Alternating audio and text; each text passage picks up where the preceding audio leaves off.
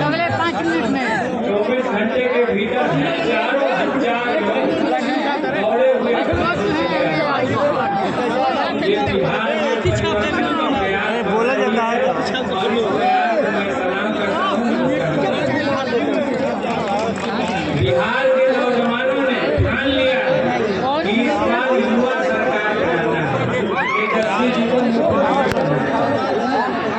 अब 20 साल से सरकार चली, उसने न किसानों का भला किया, मजदूरों को जमीन दे पाए, गरीबों को जमीन दे पाए, न महिलाओं के साथ होने वाले अत्याचार अनाचार को रोक सकी, न महंगाई रोक सकी, न युवाओं को बेरोजगारी दूर कर सकी। इसलिए अब इस सरकार को बदलना है। ये सरकार सभी हो गई है, फट गई है, अब इसको बदलना है और बिहार में एक युवा सरकार बनाना है। ये बहुत साफ है। अगर हम इस बात का विश्लेषण करें, भाजपा जो सोचती है कि नीतीश कुमार भी अब पर्याप्त नहीं है, किनारे करके हम भाजपा का शासन ले आएंगे, तो हम कहना चाहते हैं कि दिन में सपना देखना बंद कर दीजिए। दिन में सपना देखने से कुछ नहीं होगा। भाजपा को बिहार मंजूर नहीं है। संविधान खत्म करने वाले, लोकतंत्र को खत्म करने वाले वो बिहार मंजूर नहीं करेगा, नकार देगा। ये साफ तौर से दिखाई दे रहा है। और प्रथम चरण के चुनाव जो हुए हैं उसमें भी ये साफ संकेत उभर गए हैं कि कौन आगे है और कौन पीछे है।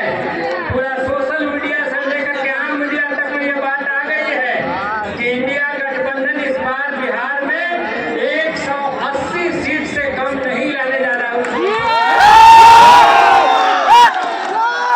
आपसे कहना है कि 11 तारीख को वोटिंग है और हमें निश्चित रूप से ये काराकाज की धरती है, संझौली है और पूरा ये धान का कटोरा है।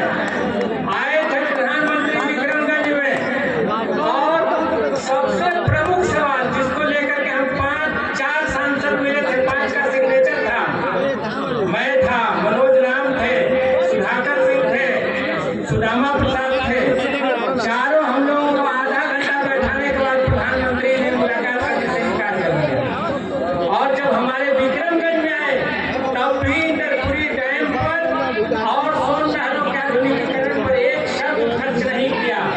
तो हम कहना चाहते हैं कि अगर राजनीति ने हमारी नहरों को काट दिया तो हम राजनीति से इनका पत्ता साफ कर देंगे। अनुमान है कि ये हम क्या करेंगे। यहाँ शाहबाद में तो सभी सीटें लोकसभा में इंडिया गठबंधन जीत गया, एनडीए को जगह नहीं दिया, भाजपा को जगह नहीं दिया। तो हम कहना चाहते हैं ये कुंवर सिंह की धरती है, कंपनी राज के खिलाफ लड़ने वाली ये धरती है, ये शाहबाद की धरती है। आज से लेकर के नहीं, 200 साल पहले से अगर हमने कंपनी राज, कॉर्पोरेट राज को जगह नहीं दिया, ये किसानों का इलाका है, ये मजदूरों का इलाका है, तो अभी भी कंपनी राज को यहाँ जगह नहीं मिलेगी। और उसके जो भी नुमाइंदा है, हिमायती हैं, भाजपा के लोग हैं जो अंग्रेजी रास्ते पर चलना चाहते हैं, फूट डालो और राज करो की नीति पर चलना चाहते हैं, समाज में विद्वेष फैलाना चाहते हैं, लेकिन वे हमारे युवाओं का समस्या हल नहीं करना चाहते, हमारे किसानों के फसलों का वाजिब दाम नहीं देना चाहते, हमारे महिलाओं को सम्मान और सुरक्षा नहीं देना चाहते। तो हमें भी ऐसी सरकार और ऐसा राजपाट इस इलाके में मंजूर नहीं है। हम लड़ेंगे और लड़ाई लड़ करके जीत लेंगे। आपको देश में किसानों के फसलों का वाजिब दाम देना होगा। इस महत्वपूर्ण किसानी बेल्ट से हम पंजाब के किसानों को सैल्यूट करते हैं, जिन्होंने दिल्ली बॉर्डर का आंदोलन संभाल करके हमारी खेती बचाई, हमारी जमीन बचाई। नहीं तो ये सारी जमीन तो अडानी को देने जा रहे थे, ये खेती वो बिहार को सौंपने जा रहे थे। और बिहार ने भी देखा नीतीश बाबू कहते रहे कि गरीबों को 1,000 अडानी को देने के लिए इसी बिहार में कहाँ से निकल गए? एक तरफ से जो ढोंग करते हैं 1 रुपया प्रति एकड़ के हिसाब से।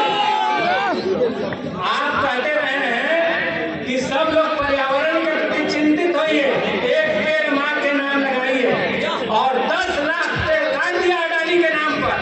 10 लाख पेड़ काट दिया उसी पील पैती में। इसलिए कहना चाहते हैं कि बिहार को ये ढोंग और ठपोका मंजूर नहीं है। बिहार को जो आजादी के लिए शहादत देने वाला प्रदेश रहा है, जिसने देश की आजादी दिलाई और देश को चलाने वाले लोगों में संविधान सभा में भी 30-35 बिहारी विद्वान मौजूद थे जो आजादी के वाले लोग पिक्चर रखे ढाका मत गिर जाएगा। लिस्ट हमने देखी। क्या होगा समझ रहे हैं सब लोग 10 बजे तक आना है। संख्या थी पीछे रहे अच्छा ठीक है पीछे रहिए पीछे। उसके बाद ड्राफ्टिंग कमेटी का चेयरमैन डॉक्टर भीमराव अम्बेडकर बने। तो इसलिए हम कहना चाहते हैं कि बिहार उस प्रदेश में है हिंदुस्तान को रास्ता दिखाने वाला प्रदेश है, और यहाँ से भी जो संदेश निकलेगा निश्चित रूप से लोकतंत्र के हिमायत में निकलेगा, संविधान के हिमायत में निकलेगा। अरुण जी एक बहुत ही अनुभवी नेता रहे और 3-3, 4-4 बार आपने अपने नुमाइंदा के तौर पर चुना, और वैसे ही जनता से मिलते जुलते हैं, तो आपको एक बहुत ही अच्छा उम्मीदवार भी मिला है। तो दोनों हाथ में लड्डू है, एक तरफ तेजस्वी जी को मुख्यमंत्री भी बनाना है और एक अनुभवी नेता भी हमारे साथ है, दोनों बात है। इसलिए मैं आपसे निवेदन करूंगा, हाथ जोड़ करके आग्रह करूंगा कि आप इस बार भी शाहबाद में जो रिकॉर्ड बनाया है, बीजेपी कोशिश करने में है कि हम छेद कर दें, लेकिन ये रिकॉर्ड टूटना नहीं चाहिए, कोई छेद नहीं होना चाहिए। पूरे शाहबाद के सभी सीट पर फिर से आजादी का लोकतंत्र का झंडा फहराना चाहिए और इंडिया गठबंधन को हर जगह से जिताना चाहिए। ये मेरा अपील है आपसे, ये निवेदन है, जिससे कि इलाका की खुशहाली के लिए, उसके पानी की व्यवस्था के लिए, सड़क की व्यवस्था के लिए, व्यवस्था के लिए, सब के लिए हम लड़ते रहे, लड़ करके काम आगे बढ़ाते रहे। आज जब बैठते हैं सभागार में, जिला के अधिकारी कहते हैं आपका बात सुने कि मंत्री का बात सुने, दुविधा व्यक्त करते हैं। तो जब हमारी ही सरकार हो जाएगी तो मंत्री भी हमारा ही हो जाएगा, सांसद भी हमारे ही हो जाएंगे, तो हमारे विकास जीवन की और तेज होगी। इसलिए मैं आपसे कहना चाहता हूँ कि एकदम यहाँ से और बिहार जब बदलेगा, ये तय मानिए, जब बिहार बदलेगा तो बंगाल बदलेगा, उत्तर प्रदेश बदलेगा, और अगली बार हम दिल्ली की गद्दी पर भी इंडिया गठबंधन का झंडा फहराएंगे, ये तय बात। इसीलिए यहाँ से एक शुरुआत है, एक बड़ी शुरुआत होने जा रही है, और आप यहाँ से संदेश दीजिए। अभी युवाओं की धड़कन तेजस्वी जी यहाँ आने वाले हैं, आप उन्हें सुनेंगे, और हमें इस संकल्प को थोड़ा सा भी कमजोर नहीं होने देना है। प्रथम चरण ने तो संकेत दिया है, दूसरे चरण में तो सब जगह पहले से ही हम जीते हुए हैं। पिछला विधानसभा भी जीते, पिछला लोकसभा भी जीते, और इस बार भी वो रिकॉर्ड न यहाँ टूटेगा न नोखा में टूटेगा, रिकॉर्ड और बढ़ता जाएगा, और ज्यादा मार्जिन हमें मिलेगा। और हमें केवल विधायक जिताने भर वोट नहीं चाहिए, हमें इतना भर वोट चाहिए कि लोग संविधान बदलने की बात, बाबा साहब अम्बेडकर के संविधान को छेड़ने की बात सोचना लोग भूल जाए। हमें इतना वोट चाहिए कि लोकतंत्र को खत्म करके तानाशाही ठोकने की बात किसी के दिमाग में नहीं आए, ये साजिश करने वाले एकदम परास्त हो जाए। इस मामले में तुम उंगली डालोगे तो तुम्हारी उंगली जल जाएगी, तुम लोकतंत्र की हत्या नहीं कर सकते। जो हमें एक वोट का पावर है, इसको खत्म नहीं कर सकते। इतना भर जन समर्थन